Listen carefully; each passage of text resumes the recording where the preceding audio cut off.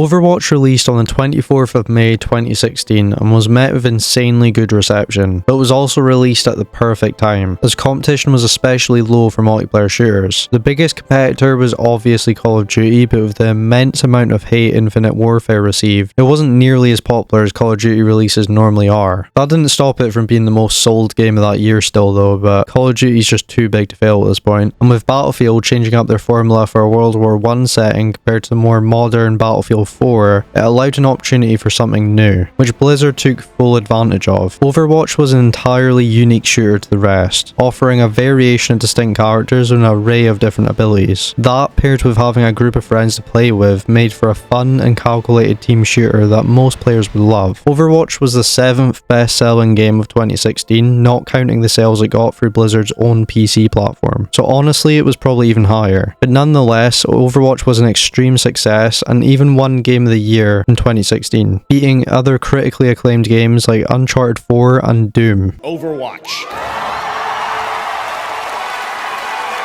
The game would continue to succeed over the next couple years, getting several updates every month, which would add new heroes, maps, events, and more, while also starting to gain an extremely dedicated competitive scene. That mixed with Blizzard's welcoming attitude towards competitive players made for a big hit in esports, which if anything made Overwatch substantially more popular to casual and pro players alike. The game was starting to become one of the most popular games in esports, as its unique game mechanics and a variety of different abilities made for an interesting viewing experience, while also leaving a massive skill gap for players to work towards. Blizzard leaned so much into the esports scene, they even made their own Overwatch League just 5 months after the game's launch. It was looking like the esports scene couldn't be stopped. But there was one major problem of having all the best players in the same league. They had to start taking any advantage possible, and that meant picking the best heroes. Pro players started picking the same strong heroes over and over again, only going with the current meta since they needed every advantage they could get, especially when you consider how much money was at stake in these tournaments. One wrong hero pick could jeopardize that, and Blizzard didn't seem to have a solution to this problem. They tried releasing balance improvements to help mix up the meta, but nothing seemed to work, and both viewers and players were starting to experience what felt like the same matches over and over again. We do see the Outlaws are going to pull out Dante's Tracer. This has been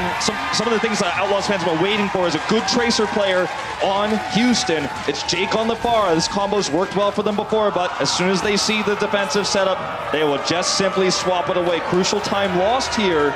Overwatch was starting to feel stale. Updates also started to backfire with some lackluster events, horrible reworks, or just terrible general hero changes. Overwatch was definitely starting to have some rough patches, but one update in particular completely outdone all of that, and that was a new support hero that was added in March 2018, Brigitte. She was meant to diversify the game and add more unique ways to play. She was supposed to make the game more interesting and finally change up the repetitive meta that had been plaguing the game for a while now. Which, I mean, I guess she did, but just not in the way Blizzard intended. When Brigitte released, she was unbelievably strong, especially for a support. The whole point of a support was that they could help heal your team, but they were also much easier to kill to make up for that. Meaning, for the most part, they need to be protected in some way to be utilised fully. But Brigitte was tanky and had her own ways to protect herself. That tied to her passive armor ability, good healing, and hard to counter nature of her attacks, she was a big threat. And because of her, the Overwatch meta completely changed, somehow for the worse. People were already sick of the same meta characters over and over again, but Brigitte started something else entirely. She started a whole new role meta. Overwatch's competitive scene obviously shaped the current meta of the game a lot, but after Brigitte was added, one team decided to do the unthinkable. An esports team called GOATS decided to start running a completely different formation comprised of 3 tanks, 3 supports. A formation most people would be quick to laugh at, but because of Brigitte, it actually worked. They started climbing the ranks using the same characters over and over again. Before you knew it, a new overpowering meta was made. However, the damage role was completely absent from this new meta, leaving many players who mained damage characters completely redundant, and made the competitive scene much blander to watch, as damage was always a role that many people found entertaining, but instead it was replaced for a character that doesn't even need to aim, and as you'd expect, one that was pretty boring to watch. Over the next couple months, Blizzard would try releasing balance improvements to help change this meta and have people play different characters, but nothing seemed to fix it. They even locked the role queue to 2 of each role, which although seemed like a refreshing idea at the time, it ended up just killing the game even more, as it completely diminished queue times. So all in all, Brigitte single-handedly created the worst meta in the game's history, and almost ended up killing the entire competitive scene altogether. But just when you thought Blizzard had hit rock bottom, an absolute bombshell dropped. On July 20th, 2021, Activision Blizzard was hit with a massive lawsuit from the California Department of Fair Employment and Housing. This lawsuit was filed after a 2-year-long investigation that conveyed an unfair treatment to the company's female workers. According to the investigation, they experienced constant sexual harassment, retaliation, and unequal pay. Now, there is way too much shitty stuff to unpack here, one of the worst being a female Activision worker who took her own life during a company trip with a male supervisor. She was allegedly a victim of intense sexual harassment to the point where nude pictures of her were circulated during a company party. So that's just one example of the kind of shit that was allegedly happening behind the scenes. But if you want to read more about the lawsuit and other things listed, I'll leave a link in the description, since the entire lawsuit could easily be its own video, unfortunately. But to sum up the effects of the lawsuit, many people in Activision Blizzard were fired, including some higher-ups and even the former president of Blizzard, who's mentioned by name for knowing of the harassment but doing nothing to stop it. So all in all, Blizzard's reputation was absolutely tarnished, and the company's never been seen by people the same again, and rightfully so. Blizzard had truly hit rock bottom. People were starting to hate not just Blizzard's game, but also the company as a whole. So what did Blizzard do in a last-ditch effort to save face? They made Overwatch 2. In late 2019, Blizzard showed off the sequel and how different it is from Overwatch 1. Like the new graphics. Wow, look at that. Look, Archie is mad.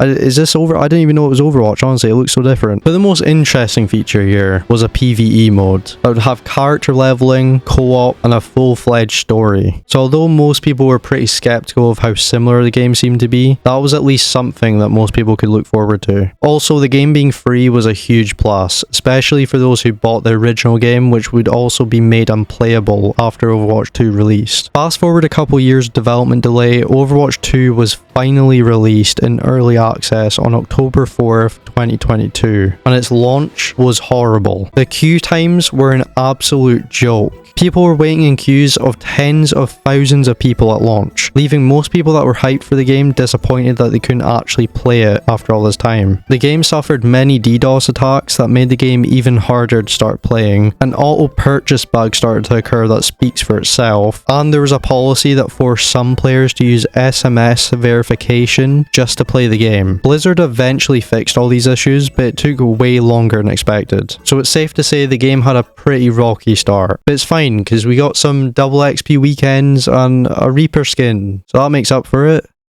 Right? The game offered some changes to the original game, the most significant one being changing teams to 5 heroes instead of 6. Other changes included new maps, a couple new heroes, new passive abilities, character reworks, balance improvements, and a new push map mode. So the game did offer a decent amount of new stuff, but regardless, it wasn't exactly different enough to be called a sequel, more like an expansion, especially since the PvE mode hadn't been released at launch and was set to release next year instead. But the multiplayer was fun, and most of these changes kept new and old players interested. The free-to-play aspect also had most people at least give it a try. Not long after release, Blizzard was straight to work on making the game as profitable as possible, adding a shop for cosmetics and making a battle pass. These skins, by the way, were extortionate, costing around £16 for one legendary skin. And what's even worse is trying to get them for free, since weekly challenges awarded a maximum of 60 credits a week. And that's if you complete 11 challenges